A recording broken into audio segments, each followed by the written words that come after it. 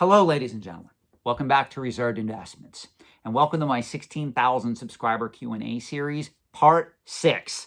Yes, we still have a lot of questions to go through. This is by no means the grand finale, but I do want to keep up with a lot of these questions and a lot of these videos so that you guys that took the time to ask me these detail-oriented questions, you at least get your answer. So we're going to dive right in. First question today. How do you see ancient coins and the market for them developing in the near future? Well, I do have a lot of optimism for this market, especially now that NGC Ancients is grading and encapsulating these coins. They're bringing a level of liquidity and confidence to this market that wasn't there before. This is a great market to be involved in if you are diversifying into this market over the long term and you understand the risks. And that's very important because there are a lot of risks in this market, even if you are going after graded ancient coins. There are a lot of fakes and counterfeits out there, and you can't blame any coin grading company if they're new to this market and they would potentially make a mistake and encapsulate one of those fakes. Remember, guys, no third-party grading company is perfect. It's how they fix their mistakes when they are known. So if a grading company would encapsulate an item that can be proven later as fake, if they compensate the buyer and they learn from that mistake going forward, there should be no issue as long as they don't continue to make that same mistake over and over again. But let's be realistic. If they're actually compensating the buyer, if they kept making that same mistake, they would eventually most likely end up going under or end up going bankrupt. Or in this case, let's just look at NGC. NGC is part of a major conglomerate that owns multiple grading companies in a plethora of different markets. If NGC were to make a lot of mistakes in this market, they would probably announce that they were exiting the ancient coin grading market as a result. I don't see that happening. I have a lot of confidence in NGC, especially in their presence in this market. So I will tell you, this market has a lot of potential if you buy right and you understand the risks versus the rewards. You go on to state, I collect ancients on a bit of a budget. So far, my most expensive coin is only $1,100. Do you think a coin of a popular type in that price range could at least keep up with inflation, or is it too much on the low end? In all honesty, I have clients, high-profile clients that come to me asking about this market. I tell them, if you're going to get involved in the market for NGC Ancients graded coins, you want to be in the $5,000 to $10,000 price range per coin if possible. That's where I see the most opportunity. There are some coins that I do see selling right around the $3,000 mark that do also have some potential. But again, you have to weigh the risks versus the rewards. You have to look at the population report. You really have to learn about this market. This is a market that you don't just want to dive right into. This is a market you want to take your time and research. Remember, guys, I've said this before on this particular YouTube channel. Coins are a very sophisticated market. It doesn't matter if we're talking about US coins. It doesn't matter if we're talking about coins that were minted in the Great Britain, Hong Kong, China, or if we're even talking about ancient coins. The market for coins is on the antique side of the equation. As such, you got to treat that market with caution. There's a lot of risk there, but there's also a lot of reward. So what I would tell you is to start reading a lot of books about ancient coins, about coin collecting and investing in general. You do go on to state that you live in Europe, meaning you're overseas. I still see a lot of potential in this market because ancient coins are collected by worldwide enthusiasts. It's not like a lot of people that live in the U.S. only want to collect vintage and classic U.S. coinage. This market's a little bit different. I'm involved in this market, and of course, I also collect vintage U.S. classic coinage. So it's very interesting how many different people, the demographics of this particular market, it's very exciting, and it has a prominent future. Next question. Sean, basketball cards. What players do you think will transcend generations looking into the future? Jordan, LeBron, they come to mind. Others. Okay, this is a great question. I get asked this a lot. Yes, I do follow the sports card market intensively. I have a lot of clients that choose to invest in that market. I recommend it if you know the market very well. If you're someone that just has dollar signs in your eyes, I usually tell speculators to stay out of this particular market. This market has a lot of potential, but it also has a lot of nuance. During the pandemic, a lot of sports cards, much like Pokemon cards, much like graded video games, a lot of these items were bidded up to the stratosphere. And a lot of people are now dealing with heavy losses because they bought incorrectly during that particular point in time. For the record, I do like basketball cards in general. I am not really a huge sports fan. If I had to pick some of my favorite basketball players, it would probably be Kobe Bryant, Michael Jordan. You already mentioned LeBron here. Those guys, I can watch them play all day. I know they have talent. So those particular cards, in my opinion, are a good bet, provided you understand that in most cases, especially looking at Michael Jordan cards, there's a lot of Jordan rookie cards out there already graded. So that is what I would tell you to use caution there. You go on to ask, what about vintage basketball cards? Also, what do you consider vintage basketball cards to be defined as? Again, I consider all sports cards, if they are 1980 or earlier, they are considered vintage. I do not split them up where I have a different ranking scale or definition of vintage for baseball cards versus basketball versus football versus hockey. And I know some of my critics hate that about me because if you look at the print runs going back to the 1980s, early 1990s, you're going to see basketball cards weren't produced in the high numbers that baseball cards were. But I still consider vintage cards to be 1980 and earlier. Once you get past 1980, it's really not considered vintage anymore. I don't know if we've covered this on the channel because I've done so many videos now, but the actual true definition of vintage that a lot of hardcore antique pursuists pretty much define it as is 40 years at least. Meaning for something to be considered vintage, it has to be 40 years of age or older. Now, I sometimes agree with that definition. I sometimes disagree. I know a lot of the young Timmies, Kimmies, and Poindexters out there that gravitate towards Pokemon and vintage video games, they seem to think that the definition of the term vintage is actually 20 years or older. I really don't like that definition because when I look at my life, now that I'm almost 48 years of age, for the record, I turned 47 in December of 2023. With that being said, when I look back 20 years, it just doesn't seem that long ago. And I try to explain this to a lot of the people that watch this channel that are in their 20s. You may think that being 25, you're old.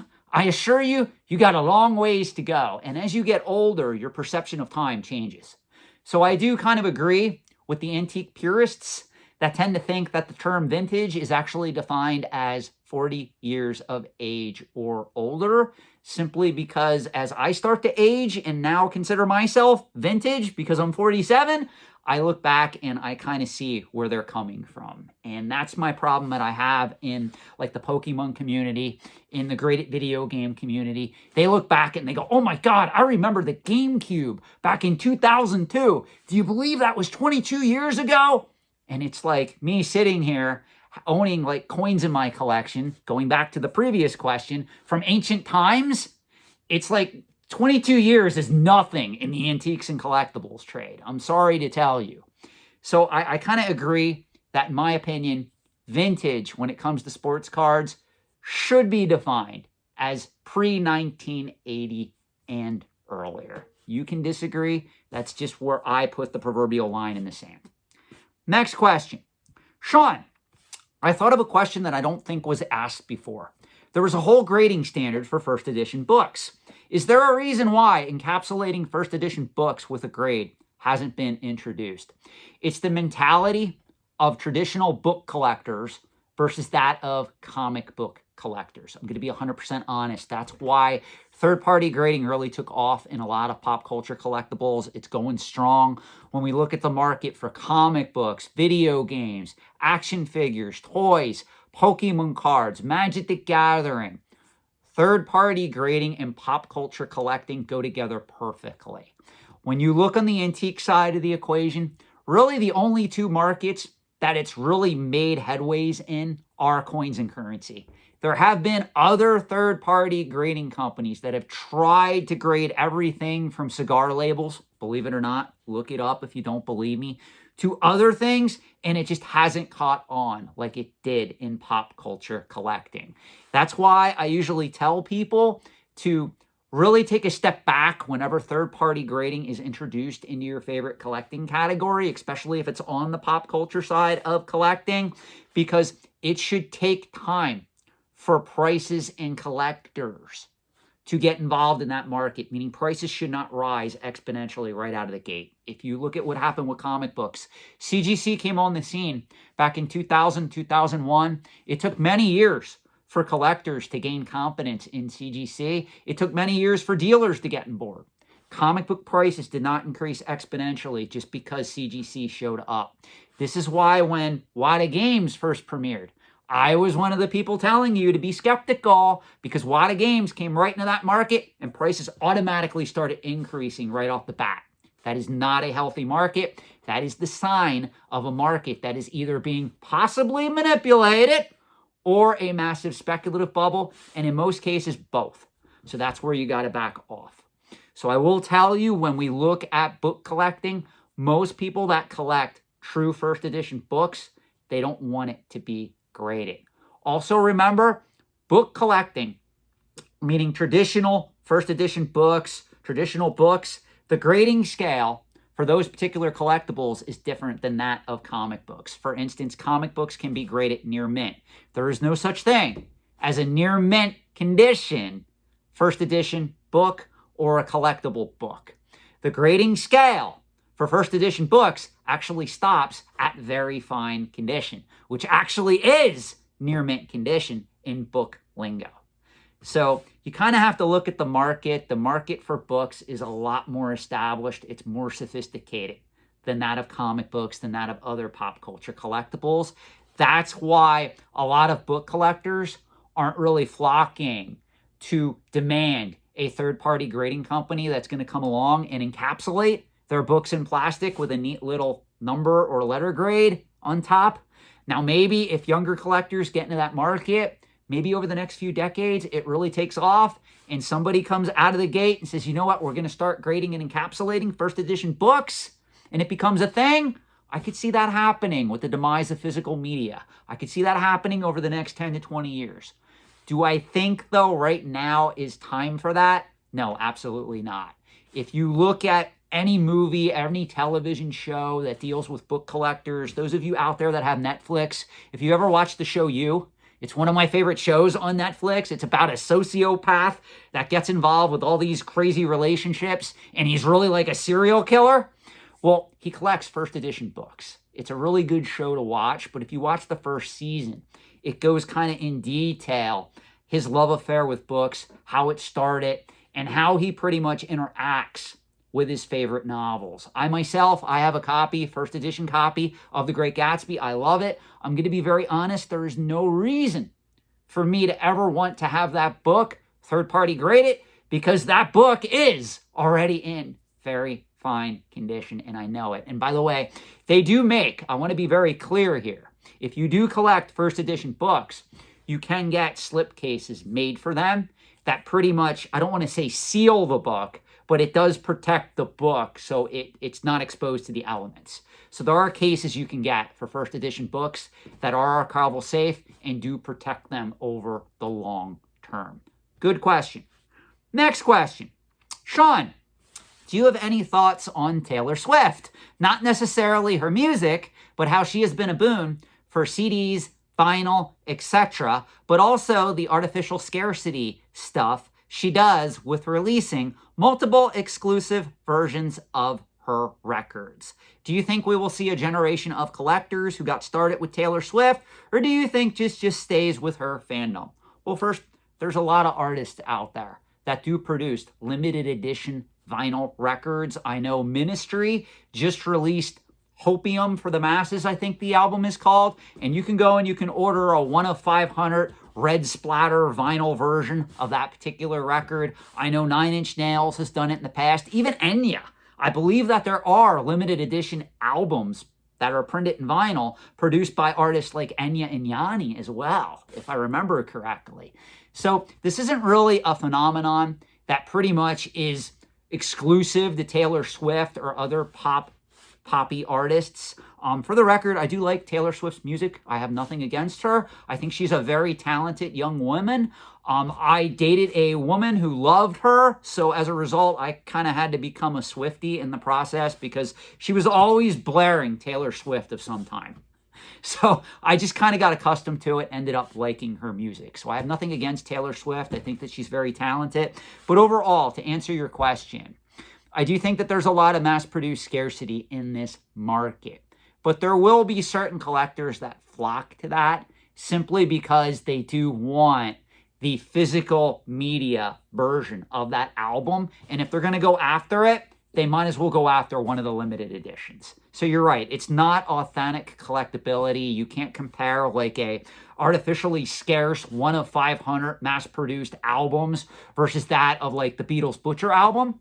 But at the same token, you really can't discount it either because there are hardcore fans like myself. Like I like Ministry, I like 9 Inch Nails. I like to get those exclusive releases. But again, I'm not trying to invest in them. I don't have a lot of hope for their value over the long term, but I still like to go after those particular items for my own collection if I'm going to own an original vinyl record from one of my favorite artists. So use that as you will. Next question. Sean, congratulations. Fantastic channel. And you always bring real life examples to help drive home points. One question. If you could change one thing about this world, what would it be and why? I am going to take the time to answer this. I don't think this will be controversial, my answer. A lot of people are probably expecting it to be. In all honesty, I would honestly really like to change the fact that I wish that we would live in a more kind world, a more kind and gentle, understanding society. I think that society has gotten to the point where we don't even take time to listen to the other side, hear their concerns, hear what they're saying, and try to come up with a plan of action where we can both come together with our point of view and their perspective. I think that people are too much at each other's throats. So that is one main thing that I would like to change about society. Another thing would, of course, I would like to address wealth inequality. And in all honesty, guys, some of you are going to agree with this. Some of you are not. Those of you that probably subscribe to my political beliefs, you will like this answer. I would honestly like to hold corporations accountable. I do not think that corporations should be able to ingest unlimited money into our elections, into our political process. I think that's why there is so much pain and suffering in this world, because little Timmy, little Kimmy, little Poindexter may not have the best critical thought. He may not have the best thinking skills. He may have never gone to college. He sits at home. He watches Newsmax. He watches Fox News. He watches CNN, whatever. And he gets ideas beamed directly into his head. And he thinks that that is gospel. And unfortunately, there are a lot of people out there. And unfortunately, I have to state this. Most of those individuals are more on the right side of the political equation that unfortunately put out a worldview that is completely incorrect or wrong to simply get that Timmy, Kimmy, or Poindexter to vote against their self-interests and give control to either the church or major corporations. And that is something that I have always fought against my whole entire life. As a matter of fact, if you actually, it used to be, I don't think it is anymore, because pretty much if you Google my name, it's all articles about antiques and collectibles. But there were a lot of editorials that I wrote that were very politically driven, that were available out there. Like right before I started this channel, if you would have Googled my name, you would have got articles on antiques and collectibles, and you would have got a lot of my political beliefs. Anymore, though, you Google my name, I don't even think a lot of those articles are still out there online because I wrote most of that stuff 10, 15 years ago. It's pretty much buried by this point out there. But yes, I was once a very big political activist. And one of the things that's really is important to me, it's income inequality. And it's also corporations should not be allowed to dump as much money into our elections, into our political process through lobbying as they do. And I don't care if you're a conservative, I don't care if you're a liberal, I don't care if you're a progressive, I don't care if you're an independent. That is something that all of us should agree upon, where we should be able to have a discussion, just looking at the facts, breaking it apart, without having some billionaire's influence in our election, because at the end of the day, he wants to keep the system unregulated and he wants to get himself a tax cut in the interim. I am completely against that. So that is how I would make the world a better place. Next question. Sean, congrats to 16,000 subscribers. How has the growth on YouTube impacted your life? Do you have near future plans on YouTube? And are we getting a giveaway for 20,000 subscribers? In all honesty, I don't know if I'll ever get to 20,000 subscribers. It's been an interesting climb. I will say that. Most YouTube channels, for those of you that are watching this and may not be aware of this, most YouTube channels do not get past 5,000 subscribers. So it was kind of interesting how this channel grew. I really didn't expect it. I tell you guys this, and I'll say it again. I've said it before on this channel. When I first started this particular YouTube channel, I thought in 6 months it would be completely deleted. I thought it would be a forgotten thing in my life where, you know, that one time I started a YouTube channel and it just didn't go anywhere. Somehow this channel has managed to survive, and I think it's because I give a unique perspective on these markets. I knew it would always be a niche channel because a lot of the hardcore collectors, even the people that are involved in like the video game market, the Pokemon collecting market, Magic the Gathering, even some in the comic book market, even some in the hardcore antique side, they don't like the fact that this is a hardcore collectibles finance channel. So even if they could get a lot out of this, they won't take the time to subscribe for that very reason. So that's something that I noticed in doing this, where it's quite interesting. My articles that I write for Antiques and Auction News get read a lot more than the videos that I produce on these same talking points. So at least even if I would ever wake up and just decide to delete this channel, let it go and be gone with it, the articles that I write are still at least causing people to at least think about these markets in new and profound ways. So that is something that I am most proud of. I will tell you, my life has changed significantly since coming on YouTube because I've always considered myself a very private person, meaning even in my corporate job, even in my personal life, there's a lot of people that still do not know that I am actually hardcore into antiques and collectibles, and I actually work a side business and a company, meaning reserved investments, in this because I don't really talk about it. Every now and then, like when I was at my corporate job, when I'm out with friends, I'll let it slip. Hey, I can't do this. I have a couple of consulting calls I got to get to. But they would never ask questions, and I would really never expand on it. I would only talk about it in a little bit, and I wouldn't go into detail, because I always wanted to remain my privacy in tow. So this channel has really, really stretched me to the point where I'm really putting myself out there. I don't know, those of you that are watching this far into this video, if you do want to see the history of my life, there is a YouTuber out there. Maybe I'll put the link in the description.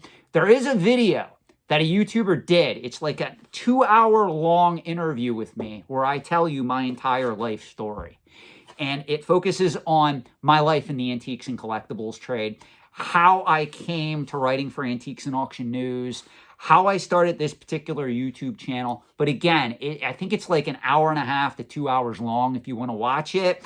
I think it's called Creators by Moonlight. Just Google reserved investments and put YouTube, and it should come up as one of the listings that you can watch if you're into it. Again, maybe I'll put the link in the video description below. I don't like self-promotion. I'm not one to brag about myself, or in this case, I'm going to be very honest. There are things in that video, when I did that particular video, I didn't realize I said, and going back and watching it, it doesn't always paint me in the best light. So I will say that it is kind of controversial in that sense. Like, some of the things that you guys probably don't know about me is I can be very sensitive. I know I come across, a lot of people tell me I come across very dominant, very direct. There's people out there that honestly think that like I'm some type of narcissist or something. And I think it's hilarious because if you look at my relationships, if you look at the way that I conduct my life, it's exact opposite than that. It's just when I teach this material, I have a lot of confidence and I have a lot of passion towards it, so I can come off as very direct. So it's very interesting how I seem in camera is not always how I am in real life, and vice versa. So it's interesting. That's all. I'm not going to dwell too long on this question, but I just want to let you know YouTube has changed me, in some cases for the better, in some cases for worse. I will say that. More on that maybe in another upcoming video. Thank you. Next question. This is a controversial question, but I do have to answer it, guys. What are your thoughts on the book, The Creature from Jekyll Island? Okay, for those unaware, this is a book that talks about the history of the Fed. And this is more of a book that is popular amongst, I hate to say this, conspiracy theorists. I am not a fan of this book. I've said this before. I am classically educated in finance, business, and economics. The Fed, whether you like them or not, they are a necessary evil. I'm not going to go off on a political rant here. I'm just going to tell you, if you study history, if you study business, if you study economics, yes, there are reasons to be fearful and cautious of the Fed. But for the most part, the Fed does an excellent job at regulating the economy, setting market rates, setting the Fed rate, handling interest rates, understanding how to deal with inflation. I give the Fed a lot of credit. I am not a fan of people that sit here and analyze things beyond their control, come up with conspiracy theories, and go, there, we need to abolish the Fed. You know, I've said this once and I've said it before, myself included. None of my wealthy friends that are on Facebook are ever posting stuff about tear down the Fed, get rid of the Fed.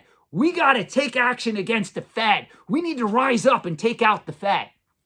The people that have that mindset typically are, I hate to say this, they are not economically privileged. And that's why they have that mindset.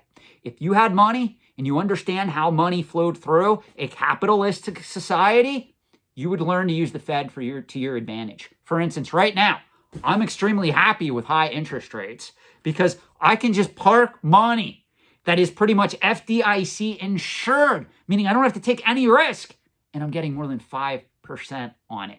This is why, again, not to get political, but some of you on the right, the Republicans are going to save us from inflation. Why would the Republicans save you from inflation when they're all extremely rich and loaded to the point where they get more than 5% on their money right now, just sitting it in FDIC insured accounts, treasury bills, T-notes, government bonds? Do you think they care about your problems with inflation? Again, that's why we're in this mess in the world that we live in. People do not understand. To be fair to the person that asked this question, are there legitimate concerns you should have with the Fed or any government body, anybody who is in charge of a government body? The answer is yes. But this book really didn't do anything to help alleviate those particular concerns. All is what this book did was put doubt in your mind, so now you're kind of leaning towards going towards the level of conspiracy theory. And that's why I do not like books like this. I'll do one final question before we end this. There will be a part 7. Sean, I would love to hear what you invest in Pokemon and Magic. Which sets, what cards? Okay, we've covered this a million times on this channel, but I am going to review for those of you that stayed towards the end. For Pokemon cards, I do like the vintage WotC Wizards of the Coast era, especially first edition holofoil cards, among others.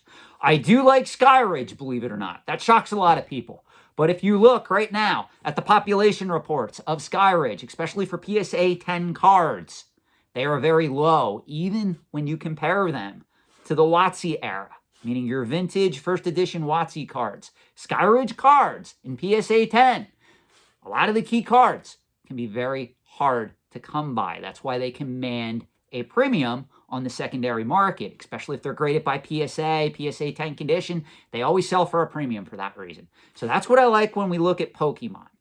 When we look at Magic the Gathering, I like Alpha, Beta, I like Arabian Nights, I like Legends, and I like Antiquities. That's it. Those 5 sets. My favorite out of all of them is Arabian Nights, simply because that set had a unique feel. It had a unique vibe that has never, ever been replicated in the history of Magic the Gathering. Also, when we look at those cards, much like Legends, much like Antiquities, they were only ever printed once. Whereas if you're going after a Black Lotus, yes, it's a very key card, but the Black Lotus, remember guys, had 3 separate printings: Alpha, Beta, and Unlimited. So if I'm going to invest in Magic the Gathering, I honestly prefer going after Arabian Night sets and cards in PSA 10 condition, or I like going after Antiquities, Legends, Alpha, Beta. I do not like Unlimited too much. I don't like Revised. I definitely do not like Ice Age. I don't like Homelands. I don't like Mirage. Too much of that is out there in existence. And yes, I know because of the rise up in prices, there are people that made money in those particular sets and cards, myself included. I sold off most of my Mirage factory seal booster boxes simply because they hit an all-time price high. I let them go, and now I look at the market and everybody has them. If I ever wanted to buy them back, I can buy them back less than what I sold them for. So I do not like Magic the Gathering. Just because someone says, this is a reserve list card, doesn't mean much to me. There's tons of reserve list cards out there that sell for 25 cents, 50 cents, under $1. You really got to go after the main sets that I mentioned. Same thing's true with Pokemon. There's a lot of Pokemon cards out there in PSA 10 condition even. I've done videos on this. So if you're going to attempt to invest in the WotC era, in that era, you have to really be careful. You have to be discerning. And you really have to look at the market and understand, okay, there's X number of copies of a Blaine's Charizard, first edition holofoil in PSA 10. Is this something I really want to put my money into right now at the prices that this card is going for? Or should I just take a wait and see attitude? See what happens over the next coming years with that particular card before I pull the trigger. That's how you have to analyze these markets. I honestly think right now there's a lot of potential when it comes to Pokemon in a lot of the vintage Japanese cards than there is in their US counterparts. Because if you look at the going price for a Blaine's Charizard, the Japanese card in PSA 10 condition versus the US card, both holofoils, you're going to see that there is a major variance in price. And that's why I will tell you, in certain cases, Japanese vintage Pokemon cards in PSA 10 condition, some of them, especially the holofoils, if they're key cards, some of them, in my opinion, are selling at a discount right now compared to their American, US, English counterparts. So that's how we'll end the part 6 of the 16,000 subscriber Q&A series. Thank you for bearing with me. Give me your thoughts, feedback, comments below. Thank you, and have a good night.